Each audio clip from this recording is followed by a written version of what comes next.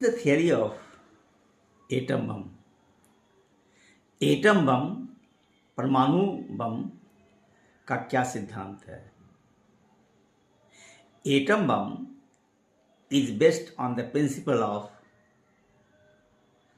uncontrolled nuclear fission, अनियंत्रित नाभिकीय विखंडन के सिद्धांत पर काम करता है। दरअसल जब किसी न्यूक्लियस का विखंडन होता है, डिसइंटीग्रेशन होता है, तो बाद के प्रोडक्ट के जो मासेज होते हैं, बिफोर द डिसइंटीग्रेशन के मास से कम होता है। मतलब दिस अपीयर्स कि there is a loss of mass. ऐसा लगता है कि लॉस ऑफ मास है, लेकिन लॉस ऑफ मास नहीं होता। दिस मास डिफेक्ट और the loss of mass goes in the form of energy, and this is according to mass energy equivalence, and E is equal to delta m into c square. E energy released, delta m mass defects, and c speed of light.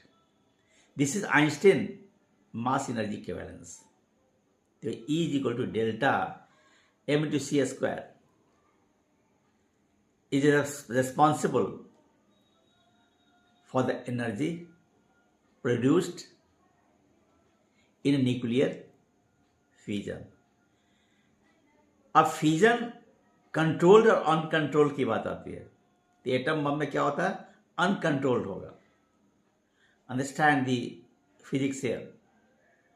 से uranium 235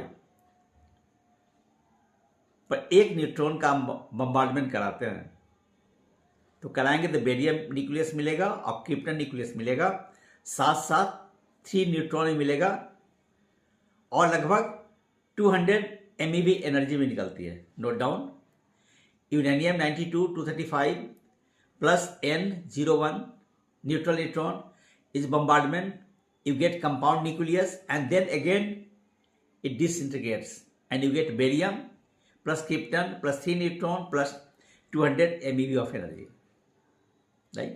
अब ये 3 जो neutron मिलते हैं, अगर इनको further अगर छोड़ दिया जाए न्यूक्लियर फ्यूजन कराने के लिए, तो क्या होगा? अनकंट्रोल हो जाएगा, और अनकंट्रोल न्यूक्लियर फ्यूजन जो होता है उसी पे एटम बम आधारित